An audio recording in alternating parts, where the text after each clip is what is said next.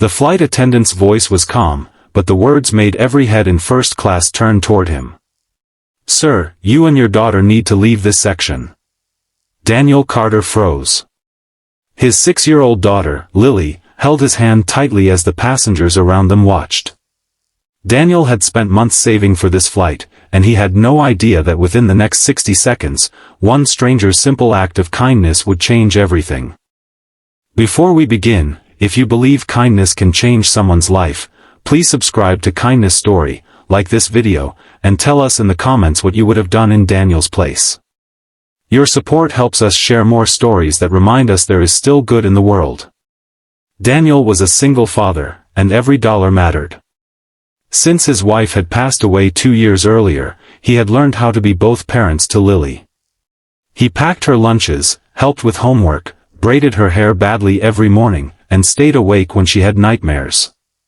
Life was not easy, but Daniel never complained in front of Lily. That morning, they were flying from Chicago to Seattle. It was Lily's first flight, and Daniel wanted to make it special.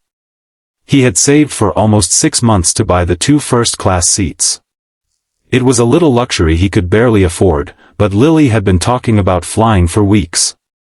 When they boarded, Lily looked around with wide eyes. "Daddy, are we really sitting here?"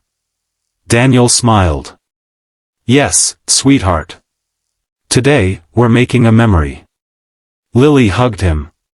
For the first 20 minutes, everything was perfect. Then Lily began feeling sick. She had been nervous about flying, and the pressure in her ears made her uncomfortable. She started crying softly. Daniel immediately knelt beside her. "It's okay, sweetheart. Daddy's right here." He opened her small backpack and searched for the medicine and tissues he had packed. A few passengers looked annoyed. An older businessman sitting across the aisle sighed loudly. Another passenger whispered, "Some people really shouldn't bring kids into first class." Daniel heard it, but he said nothing. He was more concerned about Lily than anyone's opinion. Then the flight attendant approached. "Sir, I'm going to have to ask you to move." Daniel looked confused. "Move where?" "To the back of the plane." He stared at her. "Because my daughter is sick?"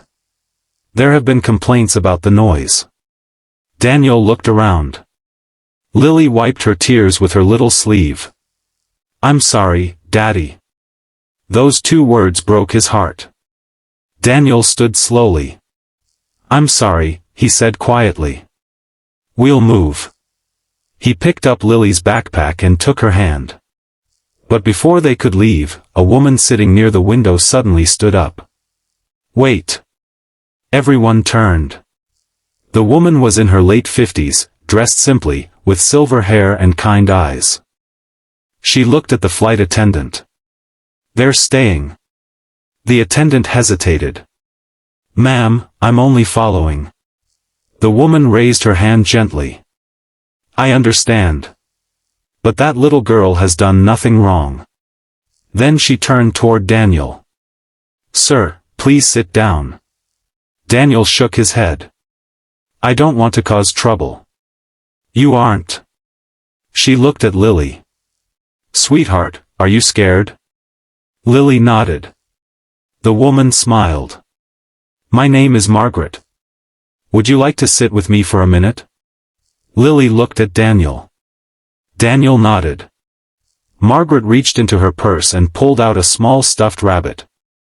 "I always travel with him," she said. "He's been on more flights than I can count." Lily's tears stopped. "Can I hold him?" "Of course." Lily took the rabbit carefully. And then something unexpected happened. Margaret looked at Daniel and said, "I know what it feels like to be judged when people don't know your story." Daniel looked at her. "What do you mean?" Margaret took a slow breath. 23 years ago, I was traveling with my son. He was sick. People complained about him too. Daniel listened. I couldn't afford first class back then. We were sitting in the very last row. A woman moved seats so my son could lie down beside her. She stayed with us for the entire flight. Margaret smiled sadly. I never forgot her kindness. She looked at Lily. Sometimes, one small kindness becomes a memory a person carries for the rest of their life. The cabin had become completely quiet. Even the businessman who had complained earlier was looking down. Then Margaret turned toward the flight attendant. I'm going to ask you something. Is there another seat available? The attendant checked her screen. Yes. One seat in the back. Margaret shook her head. No. I mean for me. Daniel immediately understood. You don't have to do that. I know, Margaret said. I want to. She picked up her bag. I'll take the seat in the back with them. The flight attendant looked embarrassed. Ma'am, you don't need to. Margaret smiled. Neither did that woman 23 years ago. The words changed the entire mood inside the cabin. The flight attendant apologized to Daniel. Sir, I'm sorry. You and your daughter can stay right here. Daniel sat down slowly. Lily held the stuffed rabbit against her chest. Daddy, she whispered, Margaret is nice. Daniel smiled. Yes, she is. Then the businessman across the aisle stood up. Everyone expected another complaint. Instead, he walked over to Daniel. I owe you an apology, he said. Daniel looked surprised. The man swallowed hard. My daughter is 6 too. I haven't seen her in 3 months. He looked at Lily. I forgot how hard it is to be a parent. He reached into his pocket and pulled out a small gift card.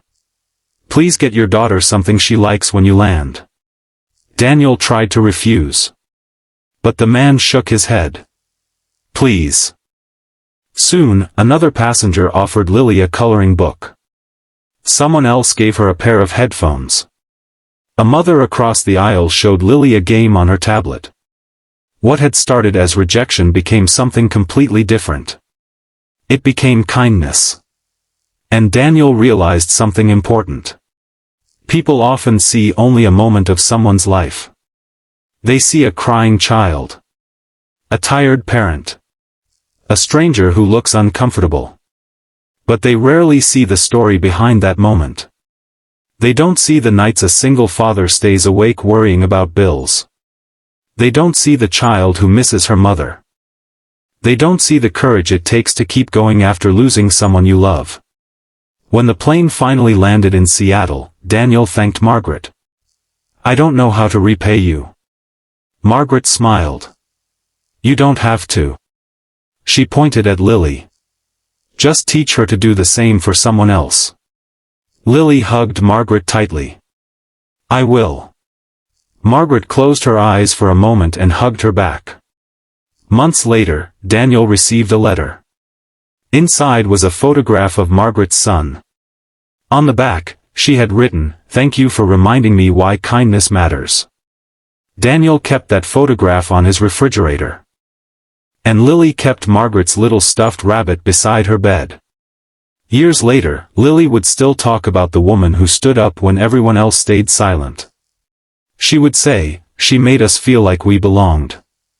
And that is the power of kindness. It doesn't always require money. It doesn't require a grand gesture.